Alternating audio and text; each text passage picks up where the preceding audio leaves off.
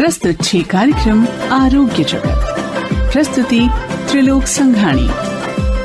મિત્રો નમસ્કાર. મિત્રો આપનું સ્વાગત અને આજના આપણા એક્સપર્ટનું પણ સ્વાગત કરીએ. આજે આપણી સાથે સ્ટુડિયોઝમાં છે ડૉક્ટર મંથન કંસારા. તેઓ કિડનીના રોગોના નિષ્ણાત છે, નેફ્રોલોજીસ્ટ છે. મંથનભાઈ, આપનું સ્વાગત છે. નમસ્કાર. નમસ્તે. મંથનભાઈ, આપણે જ્યારે કિડનીની વાત કરીએ ત્યારે આપણામાંના ઘણા લોકો કિડનીના રોગથી પરિચિત હોય અથવા તો કિડનીના રોગ આવે અને લોકો ડરતા પણ હોય. પણ કિડનીનું કાર્ય શું છે આપણા શરીરમાં, આપણી જે આખી શરીરની જે બંધારણ છે એમાં કિડની શું કાર્ય કરે છે એના વિશે ઘણા લોકો ઓછું જાણતા હોય છે. તો પહેલાં તો એ કહો કે કિડનીનું કાર્ય આપણા શરીરમાં શું હોય છે? ઈશ્વરે આપણા શરીરમાં 2 કિડનીઓ આપેલી છે અને આપણા શરીરમાં જે ચયાપચયની ક્રિયાઓ જે થાય છે એ પછી જે કચરો બને છે, આપણે જે ખોરાક અને પ્રવાહી ને બધું જે મોઢેથી લઈએ છીએ, એ ચયાપચયનો કચરો અને વધારાનું પાણી જે આપણે શરીરમાં જે જમા થતું હોય છે એ બધું કિડની શરીરની બહાર ફેંકે છે. એટલે કિડનીનું કામ સાદી ભાષામાં સમજવું હોય તો એ ગળણીનું કામ કરે છે કે જે લોહીને ચોખ્ખું કરે છે, લોહીની અશુદ્ધિઓ દૂર કરે છે. આપણે જે પ્રવાહી મોઢેથી લઈએ છીએ એ બધું વધારાનું પ્રવાહી પેશાબ વાટે બહાર ફેંકે છે. એ સિવાય શુદ્ધિકરણ ઉપરાંત પણ કિડની ઘણા બીજા કામ કરે છે કે જે કિડની અમુક અંતઃસ્ત્રાવ બનાવે છે, જેમાં અગત્યના અંતઃસ્ત્રાવ આપણે કહીએ તો વિટામિન ડી છે, જેનો એક્ટિવ ફોર્મ છે એ કિડનીની અંદર કન્વર્ટ થાય છે, અને એરિથ્રોપોઇટિન છે કે જે તમારા શરીરમાં લોહી બનાવવા માટે જરૂરી અંતઃસ્ત્રાવ છે. સો કિડનીના મૂળ કામમાં આપણે કહીએ તો પેશાબ બનાવો અને પેશાબ વાટે અશુદ્ધિઓ અને પાણીને શરીરની બહાર ફેંકવું અને અંતઃસ્ત્રાવ બનાવવા કે જેથી તમારા હાડકાં મજબૂત રહે થ્રુ વિટામિન ડી, અને લોહી બનાવવું જે એરિથ્રોપોઇટિન નામના હોર્મોનથી બનતું હોય છે. હવે આ કિડનીનું કાર્ય થોડું પણ ડિસ્ટર્બ થાય એટલે કે એ કામ કરવાનું એનું જે હોય એ થોડું વધતું ઓછું થાય તો આખા શરીર ઉપર એની અસર પડતી હોય છે. તો કિડનીમાં કયા કયા પ્રકારની તકલીફો થતી હોય છે? એટલે કોઈપણ વ્યક્તિની કિડનીની નબળાઈ છે કે નહીં એ આપણને અંદાજો કઈ રીતે આવે? તો લગભગ સામાન્ય રીતે જ્યારે કિડનીની નબળાઈ કોઈપણ વ્યક્તિને થાય તો એના અમુક લક્ષણ આવતા હોય છે, સિમ્ટમ આવતા હોય છે.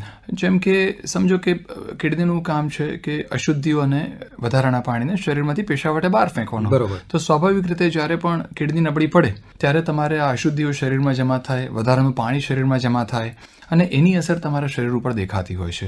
એટલે મોટાભાગના કેસમાં આપણે જોઈશું તો કોઈ પણ કિડનીની બીમારીવાળા વ્યક્તિ હશે એમને સોજા આવેલા હશે, કારણ કે એ લોકોના કિડની એટલી સક્ષમ નથી હોતી કે પેશાબ વાટે આ વધારાનું પાણી શરીરની બહાર ફેંકી શકે. અને શરીરના અમુક જે કચરો જેને કહેવાય, જેને અમારી ભાષામાં ક્રિએટિનિન કરીને એક માર્કર જે હોય છે એનું મેજર છે, એનું લેવલ શરીરમાં વધવા માંડે. એટલે આ કચરો શરીરમાં જેમ જેમ વધતો જાય એમ એના બીજા લક્ષણો આવતા જાય, જેમ કે દર્દીને શ્વાસ ચડવા માંડે, ભૂખ ના લાગે, ઉલટી ઉપકા ચાલુ થાય, એમના મગજ ઉપર, હૃદય ઉપર અને નસો ઉપર, બીજા બધા અંગો ઉપર પણ અસર થાય. બીજું કિડનીનું એક અગત્યનું કામ છે કે તમારા શરીરનું બ્લડ પ્રેશરનું નિયમન કરે. એ શરીરમાં સોલ્ટ અને પેશાબનું પ્રમાણનું નિયમન કરી અને બ્લડ પ્રેશરનું નિયમન પણ એ કરતું હોય છે. એટલે કિડનીના દર્દીઓ કે જે લોકોને કિડની ફંક્શન નબળું પડતું હોય છે એ લોકોનું બ્લડ પ્રેશર છે એ 100માંથી 90 કેસીસમાં તમને વધુ જોવા મળતું હોય છે સામાન્ય રીતે. એટલે આ બધા પ્રાથમિક લક્ષણો જે કિડનીના છે કે જે આપ નબળી કિડનીવાળા વ્યક્તિઓના શરીરમાં જોઈ શકતા હો છો. અચ્છા સર, હવે આમાં એક સવાલ એ થાય કે આપણે ઘણીવાર એવું સાંભળતા હોય છે કે કેટલીક વ્યક્તિઓની કિડની 50% કામ કરે છે, 60% કામ કરે છે. એટલે કિડની સંપૂર્ણ રીતે કામ ન કરતી હોય તો પણ વ્યક્તિ નોર્મલ લાઈફ જીવી શકતો હોય છે? એટલે કિડનીની ખાસિયત એ છે કે જ્યાં સુધી કિડનીનો રિપોર્ટ છે એ 65-70% જેટલો નબળો ના પડી જાય ત્યાં સુધી એના લક્ષણો શરીર ઉપર એક્સટર્નલી દેખાતા નથી હોતા. એટલે મોટાભાગના કેસમાં અમારી પાસે જ્યારે વ્યક્તિઓ આવે તો ઘણીવાર એવું બને કે એડવાન્સ કિડની ડેમેજ હોય, કિડની ખાલી 20-25% કામ કરતી હોય પણ એમને કોઈ લક્ષણ જ ના હોય. અને એક રીતે એ વસ્તુ આપણા માટે ફાયદાકારક છે કે ભાઈ કિડની જ્યાં સુધી સહન કરી શકતી હતી અને જેટલા ઓછા એની સાથે તમારું શરીરનું નિયમન કરી શકતી હતી ત્યાં સુધી એનો પ્રયત્ન કર્યો, પણ કાઉન્ટર પ્રોડક્ટિવ એટલા માટે થઈ જાય છે કારણ કે લક્ષણ શરૂઆતમાં ના આવવાના કારણે જ્યારે તમે ડૉક્ટર પાસે પહોંચો છો ત્યારે ઘણું ખરું નુકસાન થઈ ચૂક્યું હોય છે અને એમાંથી રિકવરીની શક્યતાઓ પછી ઓછી થતી જાય છે. હવે આ જ સંદર્ભમાં બીજી એક વાત, ઘણીવાર આપણે એવું પણ સાંભળ્યું છે કે આમની એક જ કિડની કામ કરે છે અને તો પણ એ વ્યક્તિ નોર્મલ લાઈફ જીવી શકતા હોય, તો આ પણ સત્ય છે? એટલે ઈશ્વરે આપણને 2 કિડની આપી છે. જો બંને કિડની સારું કામ કરતી હોય તો સારામાં સારું. પણ ઘણીવાર એવું હોય છે કે ઈશ્વરે આપને બેની જગ્યાએ એક જ કિડની આપેલી હોય છે. ઓહો. હવે એક કિડની જે લોકોને હોય, પણ જો એ કિડની જો સારું કામ કરતી હોય અને સક્ષમ હોય તો વ્યક્તિ લાંબુ અને સારું જીવન એક કિડની ઉપર ગુજારી શકે છે. અને જો એ કિડનીની ફંક્શન સારું રહેતું હોય તો દર્દીને કિડની રોગના કોઈ લક્ષણ એ આખી જિંદગી ક્યારે કોઈ આવતા નથી. ઘણા ખરા કેસમાં એવું થતું હોય છે કે વડીલો અમુક જે હોય છે અમારી પાસે જે આવતા હોય છે એ 65-70 વર્ષે પહેલી વખત સોનોગ્રાફી કરાવે ત્યારે એમને ખબર પડતી હોય છે કે એમને જન્મથી એક જ કિડની છે. તો આવું પણ થતું હોય છે. એટલે જો તમારે એક જ કિડની હોય પણ જો એ સરસ કામ કરતી હોય તો એમાં ચિંતાની જરૂર હોતી નથી. હા, પણ જો મારે 2 આંખ હોય અને એક આંખ હું ગુમાવું તો એક આંખે હું દુનિયા જોઈ શકું. બરોબર છે. એ જ રીતે ધારો કે મારે 2 કિડની હોય અને એક કિડની હું ગુમાવું તો એક પણ મારું કામ ચાલી જાય. બરોબર. પણ ધારો કે ઈશ્વર મને એક જ આપી છે તો સ્વાભાવિક રીતે મારે એની સાર સંભાળને કાળજી વધુ લેવી પડે, because I cannot afford to lose it. બરોબર. મંથનભાઈ, હવે આ જ સંદર્ભમાં કિડનીની કામગીરી ક્યારે અવરોધાતી હોય છે તો એ બગડતી હોય છે? કયા કયા કારણો છે કે જેને કારણે આપણી કિડનીને નુકસાન પહોંચતું હોય છે? સામાન્ય રીતે અમે જોતા હોઈએ છીએ આ બાબતે નડિયાદમાં ડૉક્ટર મોહન રાજાપુરકર સાહેબ છે, જે મારા ગુરુ છે. એમણે એક મોટો સ્ટડી કરેલો છે જેને CKD રજિસ્ટ્રી ઓફ ઇન્ડિયા અમે કહેતા હતા, કે જેમાં અંદાજે 50,000થી વધારે દર્દીઓનો ડેટા આ રીતે કલેક્ટ કરવામાં આવ્યો હતો. સામાન્ય રીતે આપણે જોતા હોઈએ છીએ કે જે મોટાભાગના ટ્રાયલ્સ અને સ્ટડીઝ છે એ બધા ઇન્ડિયાની બહાર થતા હોય છે. પણ આ એક સ્ટડી છે જે સાહેબે પોતે નડિયાદમાં રહીને પોતે અંડરટેક કરેલો હતો, જેમાં આખા ભારતમાંથી ડેટા કલેક્ટ કરવામાં આવ્યો હતો. અને એમાં સામે આવ્યું હતું કે જે કોમનેસ્ટ કારણ જે આપણે કહેતા હોઈએ છીએ કિડની નબળી પડવાના, એ ડાયાબિટીસ છે. અરાઉન્ડ 25-30% પેશન્ટ્સ જે અમારી પાસે કિડની ફેલિયરના એક્રોસ ઇન્ડિયા જે આવે છે એ ડાયાબિટીસના કારણે આ વસ્તુ થતી હોય છે. બીજી બીમારીઓ જે કોમન અમે જોતા હોઈએ છીએ એમાં અમુક ક્રોનિક ગ્લોમેરુલર નેફ્રાઇટિસ છે, બ્લડ પ્રેશરના કારણે થતું નુકસાન છે, કિડની સ્ટોનના કારણે થતું નુકસાન છે, અમુક આનુવંશિક બીમારી કે જે વારસાગત બીમારી હોય છે એના કારણે થતું નુકસાન છે. આ બધી બીમારીઓ એ બીજા ક્રમમાં આવતી હોય છે. બરોબર. એટલે આ બધી બીમારીઓને કારણે આપણી કિડનીને નુકસાન પહોંચી શકે જો આપણે આ બીમારીઓમાં આપણી જાતને સંભાળીએ નહીં તો. હાજી. હવે એક બીજી વાત, જ્યારે આપણે કિડનીની વાત કરીએ છીએ તો આપણે એક લક્ષણની વાત કરી કે સોજા આવતા હોય એટલે કિડનીની તકલીફ હોઈ શકે છે. પણ દરેક પ્રકારના સોજા એને આપણે કિડનીની તકલીફ સાથે જોડી શકીએ? ના, દરેક પ્રકારના સોજા એટલે કિડનીનો પ્રોબ્લેમ એવું નથી. જી. કિડનીના પ્રોબ્લેમમાં સોજા આવવા બહુ સ્વાભાવિક છે, પણ સોજા તમને બીજી અમુક ઘણી બીમારીઓમાં પણ આવી શકે. જેમ કે લીવરની તકલીફ છે, કે જે કોઈનું હૃદય બહુ નબળું પડી ગયું હોય, કોઈના ફેફસા પણ નબળા પડી ગયા હોય, અને અમુક તો ઇવન દવાઓના કારણે પણ સોજા આવતા હોય છે. એટલે સોજા આવે એટલે એક વખત આપણને અલાર્મ થવું જોઈએ કે ભાઈ મારે મારા ફિઝિશિયનને એકવાર મળવાની જરૂર છે. બરોબર. અને પછી વધુ ઊંડા એમાં ઉતરી વધુ રિપોર્ટ કરી અને પછી આપણે એના મૂળ સુધી પહોંચી શકીએ કે આ સોજા આવવાનું કારણ શું છે. જી. પણ દરેક સોજા આવવાનું એનો અર્થ એવો નથી કે કિડની નબળી છે. હવે સર, આપણે કિડનીની તકલીફોની વાત કરી, હવે આપણે કયા કયા કારણોથી કિડની નબળી પડતી છે એની પણ વાત કરી, તો કેટલીક ગેરમાન્યતાઓ પણ હોય છે. આપણે ખાસ કરીને કોઈ પણ વ્યક્તિ, કારણ કે આપણી પાસે ઘણી બધી માહિતી આવતી હોય છે, અલગ અલગ રિસોર્સિસમાંથી આવતી હોય અને બધી માહિતી સાચી ન હોય, તો એક તબીબ તરીકે આપે છે કેટલીક ગેરમાન્યતાઓ, કિડનીને લગતી ગેરમાન્યતાઓ જોઈ છે, એની વિશે થોડી વાત કરશું? એટલે સૌથી જે સામાન્ય રીતે અમારી પાસે કોઈ પણ વ્યક્તિ કિડનીના જે પ્રોબ્લેમ સાથે આવતા હોય કે જે ઘણી વખત બીજા ડૉક્ટર્સને પણ મળીને આવતા હોય છે અને સમાજમાં પણ કોઈ પણ તકલીફ હોય એટલે તમને આડોશ પડોશના લોકો તમને સલાહ આપવાના છે. એટલે મોટાભાગના લોકો એ માન્યતા સાથે આવે છે કે મને કિડનીની તકલીફ છે એટલે મારે કઠોળ ખાવાના બંધ કરી દેવાના. હવે આપણા શરીરમાં આપણે સમજો કે આપણે ગુજરાતીની વાત કરીએ તો 100માંથી લગભગ 90 લોકો કે 95 લોકો હું કહીશ કે એ લોકો શાકાહારી હશે. અને એમના માટે પ્રોટીનનો જે એનર્જી સોર્સ કહીએ એ કઠોળમાંથી કે વેજીટેરિયન સોર્સમાંથી જ આવતો હોય છે. હવે જો હું કઠોળ ખાવાના સંપૂર્ણપણે બંધ કરી દઉં તો મારા શરીરમાં પ્રોટીન જશે ક્યાંથી? અને તમારા બોન છે કે ચામડીની હેલ્થ તમારી છે, મસલ હેલ્થ છે, આ બધું તમારે પ્રોટીન ઉપર ડિપેન્ડ કરે છે. હવે હું પ્રોટીન ઇન્ટેક 0 કરી નાખું તો મારે તબિયત સુધારવાની નથી, બગાડવાની છે. Protein is very essential part of your diet and nutrition. બરોબર. એટલે જે લોકો પ્યોર વેજીટેરિયન છે એમના માટે ભલે એમને કિડનીની તકલીફ હોય, પણ શાકાહારી લોકોએ પ્રોટીનને સંપૂર્ણપણે બંધ કરવાની જરૂર નથી. આપણે એક સાદી ભાષામાં કહીએ તો ગુજરાતી ડાયટ છે એ આમે પ્રોટીનમાં ડેફિશિયન્ટ છે. આપણે જે દાળ ખાઈએ છીએ ને તુવેરની, એમાં 2 ચમચી દાળો છે ને બાકીનું બધું પાણી હોય છે. હવે હું કોઈ દર્દીને એમ કહું કે ભાઈ હવે તમે એ પણ બંધ કરી દો તો એના માટે પ્રોટીનનો સોર્સ કઈ રહ્યો? એટલે અમારામાં એમ કહેવાય છે કે તમારું વજન છે એટલે 0.8 gram per kilogram of your body weight એટલું તો મિનિમમ તમારે પ્રોટીન ઇન્ટેક લેવું જોઈએ, કારણ કે તમારે શરીરને પણ સસ્ટેન કરવાનું છે, મેન્ટેન કરવાનું છે. તમારે જે ટર્નઓવર જે તમારે સેલ્યુલર થાય છે એ દરેકમાં તમારે પ્રોટીનની જરૂર તો છે જ. બરોબર. એટલે બધા શ્રોતા મિત્રોને હું કહીશ કે કોઈને પણ કિડનીની તકલીફ હોય અને જો એ પ્યોર વેજીટેરિયન ડાયટ લેતા હોય તો કઠોળ બંધ કરવા નહીં. બરોબર. અને વધુ ઘણીવાર એમાં પણ અપવાદ હોય છે કે એમાં ઘણીવાર અમારે અમુક લોકો એવા હોય કે જેનો પેશાબમાં પ્રોટીન પુષ્કળ પ્રમાણમાં જતું હોય છે, તો અમારે લોસને પણ ઘણી વખત કમ્પન્સેટ કરવા માટે થોડું એડિશનલ સપ્લિમેન્ટેશન પણ આપવું પડે. બરોબર છે. એટલે આ બાબતે સંપૂર્ણપણે કઠોળ બંધ કર્યા વગર તમારે જે તે કિડનીના ડોક્ટર છે એની સાથે એકવાર બેસી ચર્ચા કરી અને પછી ડાયટને ફોર્મ્યુલેટ કરવું. એકલું યુટ્યુબ જોઈને કે પડોશીની સલાહ માનીને ખોરાકમાં ફેરફાર કરવા. એટલે આપણા ડોક્ટર આપણે જાતે ન બનીએ, આપણે આપણા ડોક્ટરની સલાહ લઈને પછી આગળ વધીએ. બીજી આવી કઈ ગેરમાન્યતાઓ છે ખાસ કરીને કિડનીને લગતી?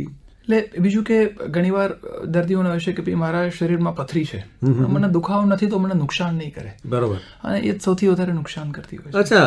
હા, એટલે દુખાવો થાય છે એ જ પથરી મારા માટે નુકસાનકારક છે એ ગેરમાન્યતા રાખવાની જરૂર નથી. ઘણી વખત એમ હોય કે પથરી તમારા શરીરમાં વર્ષોથી પડેલી હોય અને ધીમે ધીમે એ પથરીના કારણે જ તમારી એ કિડની છે એ સંપૂર્ણપણે ફેલ થઈ જાય. હવે દર વખતે પથરી દુખાવો કરશે અને દુખાવો કરે છે તો જ એ મને તકલીફ આપે છે કે એ કિડનીને નુકસાન કરે છે એવું જરૂરી નથી. એટલે લાંબો સમય પથરીને સાચવી રાખવામાં બહુ મજા નથી. યોગ્ય સમયસર પથરીની સારવાર કરવી એ જરૂરી છે. જી. એટલે આપણે ઘણીવાર આપણને એમ લાગે કે આ દુખાવો નથી થતો તો આપણે એને એવોઇડ કરીએ, આપણે એનો ઈલાજ આપણે પાછો ઠેલીએ. કે આપણે ટેમ્પરરી દુખાવો થયો તો આપણે દુખાવાના ઇન્જેક્શન લઈને 2 દિવસમાં સારું થયું એટલે આપણે ચલાવી લઈએ, પણ એ તો પડતા ઉપર પાટું માર્યું કહેવાય. બરોબર છે. ઓલરેડી કિડની તમારી પથરીના કારણે થોડુંક એના પર નુકસાન થાય છે અને દુખાવાની દવાઓ જે બીજી છે એ તો કિડનીને ઓર નુકસાન કરે છે. જી. હવે સર, આ જ વાતના સંદર્ભમાં એક એવી માન્યતા પણ છે અને એ કદાચ સાચી પણ છે કે આપણે બહુ જ પેનકિલર લઈએ તો એની અસર આપણી કિડની ઉપર પડે. એ 100% સાચી છે. અને આપણે જોઈએ તો જેને હાઇડ્રોજેનિક રિનલ ફેલિયર જેને કહીએ કે ભાઈ કોઈ દવાઓના કારણે કે આ થતું હોય તો એમાં કોમનેસ્ટ કારણ છે આ પેનકિલર દવાઓ છે. એટલે અત્યારે આપ જોશો તો કોઈને દાંત દુખે છે, કમર દુખે છે, કંઈક વાગી ગયા, પડી ગયા, થોડોક દુખાવો થયો, અનફોર્ચ્યુનેટલી આ બધી મેડિસિન આપણને ઓવર ધ કાઉન્ટર મળે છે. એટલે તમે મેડિકલ સ્ટોર વાળાને જઈને કહેશો કે ભાઈ દુખાવાની દવા આપને, તો એ કશું જાણે વિચાર્યા વગર છે એ એમની પાસે જે 2-3 અવેલેબલ દવાઓ છે આપને આપશે અને કોઈ પણ ડોક્ટરને કન્સલ્ટ કર્યા વગર 10માંથી 5 વ્યક્તિઓ લઈ પણ લેશે. કારણ કે આપણે સ્વાભાવિક થાય કે ભાઈ થોડોક દાંત દુખે છે એના માટે હું શું બતાવવા જવું કે બરોબર છે, પણ એ દવાઓ once in a while is still okay. પણ પછી મોટા ભાગના લોકોને એને ટેવ પડતી હોય છે કે આ તકલીફ થઈ છે અઠવાડિયામાં 1-2 વખત જોઈને આપણે આ લઈ લીધી, એના લાંબા સમય જ્યારે આ દવાઓ તમે લો ત્યારે કિડની માટે ઝેરનું કામ કરે છે. સ્પેશિયલી જ્યારે અમુક જે દર્દીઓ છે કે જેમને બ્લડ પ્રેશરની પણ અમુક દવાઓ સાથે ચાલુ છે તો અને એ જ્યારે આ દુખાવાની દવાઓ સાથે લે તો એ કોમ્બિનેશન જરા વધારે ખતરનાક થઈ જતું હોય છે. એટલે સામાન્ય રીતે દુખાવાની દવાઓનો યુઝ છે એ આપણે મિનિમાઇઝ કરવો જોઈએ. જ્યારે પણ અમુક સમજો કે 2 દિવસથી વધારે કે એ રીતે તમને લેવાની જરૂર પડતી હોય તો એના મૂળ કારણની સારવાર લેવી જોઈએ અને બેટર છે કે ડૉક્ટરના સુપરવિઝનમાં આ બધી દવાઓ લેવાવી જોઈએ. જી. એટલે અહીંયા ફરીવાર એક સેન્ટેન્સ આપણે યાદ રાખવું પડે કે આપણે જાતે ડૉક્ટર ન બનીએ અને આપણી કોઈ પણ તકલીફ હોય એ માટે આપણે મેડિકલ સુપરવિઝન વગર કોઈ પણ દવા લાંબો સમય માટે લેવી, સ્પેશિયલી દુખાવાની દવાઓ, એ કોઈ દર્દી માટે હિતાવહ નથી. અચ્છા સર, આ સંદર્ભમાં એક બીજી માન્યતા પણ એવી છે કે આપણે પાણી ઓછું પીએ તો કિડનીને નુકસાન થાય. આપ શું કહેશો? નુકસાન થાય એના કરતાં આપણે ઘણા દર્દીઓમાં જોતા હોઈએ છીએ કે એ લોકોને પથરીની તકલીફ હોય છે. જી. હવે પથરી માટે એવું કહેવાય છે કે અમુક વસ્તુ એવી છે કે જે પથરીને રોકવા માટે પ્રૂવન છે. બરોબર. તો એમ કહેવાય છે કે જો તમે પૂરતું પ્રવાહી લેશો તો એ પથરી બનતી અટકશે. ઘણીવાર એમ છે ને કે પથરી વારસામાં પણ ચાલતી હોય છે. બરોબર. કે અમુક લોકોને કે યુરિક એસિડની પથરી થતી હોય છે, તમે પૂછો તો કે મારા બાપુજીને પણ હતી, મારા ભાઈઓને પણ છે, મારી બહેનને પણ છે અને મને પણ છે. જી. તો અમુક દવાઓ જે છે એ પથરી રોકવા માટે અમે આપતા હોઈએ છીએ, પણ પથરી એ એક પ્રકારની નથી હોતી. પથરી અલગ અલગ જાતની હોય છે અને એ રોકવાના રસ્તાઓ પણ દવાઓ પણ અલગ અલગ પ્રકારની હોય છે. પણ આ બધામાં કોમન ડિનોમિનેશન જેને કહીએ કે ભાઈ કોઈ પણ જાતની પથરી હોય એને રોકવા માટે હું શું કરી શકું, તો તમે પૂરતા પ્રમાણમાં પ્રવાહી લો તો એ તમારે પથરી વારંવાર બનતી અટકે. જેટલા પેશાબમાં તમારે સાંદ્રતા તમે જેટલી ઓછી કરી શકો, બરોબર. જેટલો યુરિન કોન્સન્ટ્રેશન તમારો યુરેટનો કે કેલ્શિયમનો ઓછો કરી શકો, એટલું તમારે પથરી બનવાની શક્યતા ઘટી જાય. આ ફિઝિક્સ છે કે તમારે એક મેટાસ્ટેટિક સેચ્યુરેશન જે આવે કે જે તમારે ક્રિસ્ટલ બનવા માટે જરૂરી છે, તમે સેચ્યુરેશનને એટલું કે સાંદ્રતાને વધવા જ ના દો કે ક્રિસ્ટલાઇઝેશન થાય. બરોબર છે. એટલે અમારામાં એમ કહેવાય કે તમે દિવસમાં એટલીસ્ટ એટલું પાણી પીઓ કે તમારે 1500 થી 1700 ml જેટલો પેશાબ બને. ઘણા લોકો કે સાહેબ પાણી વધારે પીવાનું, પણ કેટલું વધારે પીવાનું? જી. એક જણ કે 2 લીટર પીઓ, બીજા કહે છે કે 4 પીઓ. તો આમાં તમે અટકો ક્યાં? બરોબર. 2, 3, 4 કે 5. બરોબર છે. એટલે એક રૂલ ઓફ થમ્બ ઇઝ સચ કે તમે પ્રવાહી એટલું પીઓ કે તમારા દિવસમાં એટલીસ્ટ 1500 થી 1700 ml પેશાબ બને. બરોબર. હવે તમારે ઉનાળો છે, તમે થોડુંક કામ ને થોડું વધારે પરસેવો વધારે થયું તો તમારે 1.5 થી 2 લીટર જેટલો પેશાબ બને. એના માટે તમારે 3 થી 3.5 લીટર જેટલું પાણી પીવું, વધારે પાણી પીવું. ધારો કે તમારે શિયાળો છે તો એટલો જ પેશાબ તમારે 2.5 લીટર પાણીમાં પણ બનવાનો છે. બરોબર છે. એટલે ઇન્ટેક કરતા તમારો આઉટપુટ અગત્યનો છે કે તમે 1.5 થી 2 લીટરનો તમારે યુરિન આઉટપુટ તમારે બને, તમે એટલું પ્રવાહી પીઓ. સર, આ એક આખો એક નવો દ્રષ્ટિકોણ આપે આપ્યો અને બહુ જ ઉપયોગી વાત કરી. સર, આવી બીજી કેટલી વાતો છે, કારણ કે કિડનીનું સ્વાસ્થ્ય આપણા બધા માટે બહુ જ જરૂરી છે. તો આપણે કઈ વાતોનું ધ્યાન રાખવું જોઈએ, શું કરવું અથવા શું ન કરવું જોઈએ, એટલે એક તબીબ તરીકે આપ સલાહ આપો. આપણે કિડનીની બીમારી રોકવી હોય તો પહેલાં એ જોઈએ કે સૌથી કોમન કારણ કયું છે. જી. તો કોમનેસ્ટ કોઝ આપણે જે ચર્ચા કરી એ પ્રમાણે ડાયાબિટીસ છે એનું કોમનેસ્ટ કારણ છે કે લાંબા ગાળે કિડનીઓને નુકસાન કરે છે. બરોબર. તો અનફોર્ચ્યુનેટ પાર્ટ ઇઝ ધેટ કે ડાયાબિટીસના કારણે કિડનીને થતું નુકસાન it is a preventable disease. બરોબર. અને એ આપણે રોકી ના શકીએ તો we feel bad about it કે આ વસ્તુ રોકી શકાતી હતી પણ અમે રોકી ના શકીએ. એટલે જો દર્દી પહેલેથી ડાયાબિટીસને ગંભીરતાથી લે, એમના ડાયાબિટીસના ડૉક્ટરને નિયમિત રીતે મુલાકાત કરતા રહે, એમણે પ્રિસ્ક્રાઇબ કરેલી દવાઓ સમયસર ટાઈમસર લેતા રહે. અને દવા લેવી એટલી અગત્યની નથી. જ્યારે અમારી પાસે દર્દી ઘણીવાર આવે ને અમે એમને કહીએ કે ભાઈ આ કિડનીની તકલીફ છે, તમને ડાયાબિટીસના કારણે થઈ છે, તમે નિયમિત રીતે દવાઓને બધું લેતા હતા, તો મોટાભાગના કેસમાં એ લોકો કહે છે કે સાહેબ દવાઓ તમે નિયમિત રીતે લેતા હતા. બીજો સવાલ અમે કરીએ કે તમે નિયમિત રીતે ડાયાબિટીસ મેજર કરતા હતા? બરોબર. ત્યાં બધા ફંબલ થતા હોય છે. એટલે આમાં હું દવા લઉં છું એ બરાબર છે, પણ દવાની અસર મારા શરીરમાં બરાબર થાય છે કે નહીં, જે દવા લઉં છું એ દવા પૂરતી છે કે નહીં, મારા દવાના ડોઝમાં એડજસ્ટમેન્ટ કરવાની જરૂર છે કે નહીં, આ બધી અગત્યની વસ્તુઓ છે. એટલે મોટાભાગના જે ફિઝિશિયન્સ છે, ડાયાબિટીસના જે સ્પેશિયાલિસ્ટ છે, ડોક્ટર્સ છે, એ આપને સલાહ આપશે કે એટલીસ્ટ વધારે ને તો અઠવાડિયામાં એક વખત તમે ચેક કરો, ભૂખ્યા પેટનું, જમ્યા પછીનું, 2 વખતનું, બપોરનું અને રાતનું ચેક કરો. અને જેટલી વખત આપ આપના ડોક્ટરને મળવા જાઓ એટલી વખતે તમે ચાર્ટ લઈને જાઓ. તમે 3 મહિને પણ એકવાર અમને મળવા જતા હશો અને તમે સમજો કે દર અઠવાડિયે એક વખત પણ કરતા હશો તો પણ તમારી પાસે 12 દિવસના રીડિંગ હશે. બરોબર છે. અને બેઝડ ઓન ધેટ રીડિંગ તમારો ડોક્ટર આપને કહેશે કે તમારું શુગર કંટ્રોલમાં છે કે નહીં. બરોબર. અને એના માટે જે દવામાં યોગ્ય ફેરફાર કરવાના હશે એ કરશે. હવે મોટાભાગના કેસમાં દર્દીઓ કોઈ પણ જાતની ગેરસમજના કારણે કરી નથી શકતા. એ તમારી પાસે એક વખતનું ખાલી શુગરનું રીડિંગ લઈને આવશે કે સાહેબ મારી શુગર 125 છે. બરોબર. પણ એક રીડિંગ પરથી કોઈ પણ ડોક્ટર એ તમારા ડાયાબિટીસની દવાનો ડોઝ સેટ કરી શકે નહીં.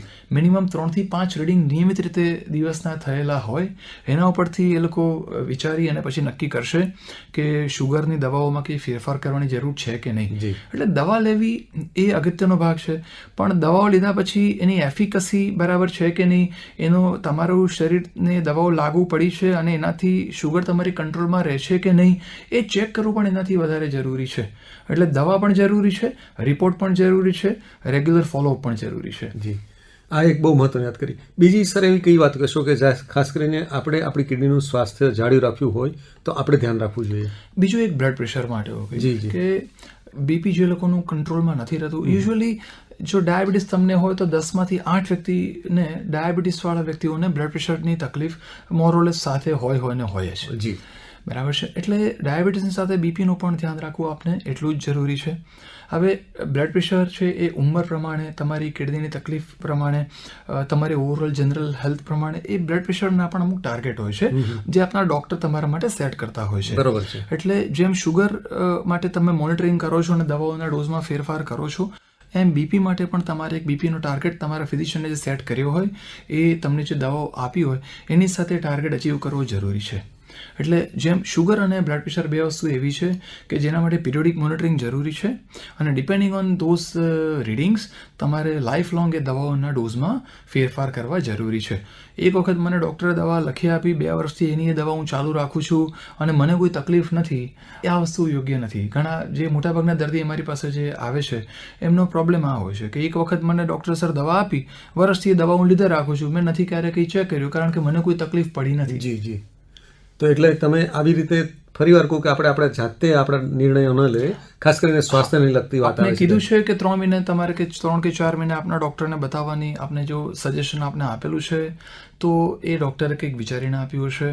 એમને તમારી દવાઓની અસર કેવી છે એ જોવી છે, એડેક્વસી પ્રમાણે પછી એમને દવાઓમાં ફેરફાર કરવાનો છે, આ એમનો એક પ્લાન હોય છે. એટલા માટે regular follow up, regular medication and regular monitoring, આ 3 વસ્તુ જરૂરી છે. જી. અને બીજી વસ્તુ આપને એક ખાસ કહીશ કે જે લોકોને બ્લડ પ્રેશર છે એમને diet control is very essential. બરોબર. કારણ કે જેટલું સોલ્ટ આપણે કન્ઝમ્પશન, કારણ કે આપણા બધા ઘરમાં તમે જોશો ટેબલ સોલ્ટ બહુ કોમન હોય છે કે રાંધવામાં તો આપણે યુઝ કરતા જ હોઈએ છીએ, પણ ઉપરથી જરા પણ સ્વાદ ઓછો લાગેલા આપણે ટેબલ સોલ્ટ અંદર એડ કરી દેતા હોઈએ છીએ. અને જેટલું સોલ્ટ ઇન્ટેક, કે આપણે જેને સોડિયમ ક્લોરાઇડ કહેતા હોઈએ છીએ, જેટલું ઇન્ટેક એ વધારે હશે એટલું તમારું બ્લડ પ્રેશર વધારે રહેવાનું છે. Cutting down your salt in your diet it is a huge step towards prevention and treatment of hypertension. અને જેટલું સોલ્ટ તમે ઓછું લેશો એટલું તમારું બ્લડ પ્રેશર સારું કંટ્રોલમાં રહેશે. એટલે સર આપણે એક રીતે એવું કહી શકીએ કે આપણા ડાયાબિટીસ કંટ્રોલમાં રહેવા માટે આપણે ખાંડ ઓછી લેવાની છે અને આપણા બ્લડ પ્રેશરને કંટ્રોલમાં રાખવા માટે આપણે સુગર ઓછું લેવાનું છે. તો આ બંને વસ્તુ જો આપણે નિયંત્રણમાં રાખીએ તો આપણી કિડનીને પણ એનો લાભ થાય એવું આપણે કહી શકીએ. સર, અંતમાં એક તબીબ તરીકે, એક કિડનીના સ્પેશિયાલિસ્ટ તરીકે અમારા શ્રોતા મિત્રોને આપનો શું સંદેશ રહેશે? હું એટલું જ કહીશ કે prevention is better than cure. જી. મોટાભાગના કિડનીના જે પ્રોબ્લેમ્સ છે મેં આપને કીધા કે હું 10માંથી 5 પ્રોબ્લેમ હું આપને કહું તો જે અમુક દવાઓના કારણે, પેઇન કિલર દવાઓના કારણે થતા હોય છે, પથરીના કારણે થતા હોય છે, અનકન્ટ્રોલ ડાયાબિટીસ કે બીપીના કારણે થતા હોય છે, આ બધા પ્રોબ્લેમ એવા હોય છે કે જે બધા પ્રિવેન્ટેબલ છે. જે વસ્તુ આપણે રોકી શકતા હોઈએ એના માટે આપણે, અને એ છતાં પણ આપણું જો પછી આપણે એને પ્રિવેન્ટ ના કરી શકીએ અને જો આપણે કિડનીના ડૉક્ટરની જરૂર પડે તો આપણી મોટી ભૂલ કહેવાય. આપણી ભૂલ કહેવાય. એટલે આપણી હેલ્થ આપણા હાથમાં છે અને જ્યાં સુધી આ વસ્તુ આપણને છે અને આપણે કંટ્રોલમાં રાખીશું તો ડૉક્ટરની જરૂર ઓછી પડે, એ જ આપણા માટે સારું છે. જી. તો ડૉક્ટર મંથનભાઈ, આપે આપણા શરીરનું એક બહુ જ મહત્વનું અંગ કિડની, એના વિશેની કેટલીક બહુ જ સરસ માહિતી અમારા શ્રોતા મિત્રોને આપી અને બહુ સરળ ભાષામાં અમારા શ્રોતા મિત્રોને આપી. આપનો ખૂબ ખૂબ આભાર અને આપને ખૂબ શુભેચ્છાઓ. Thank you very much. Thank you so much. Thank you sir. આપ સાંભળી રહ્યા હતા કાર્યક્રમ આરોગ્ય જગત. પ્રસ્તુત કરતા હતા ત્રિલોક સંઘાણી.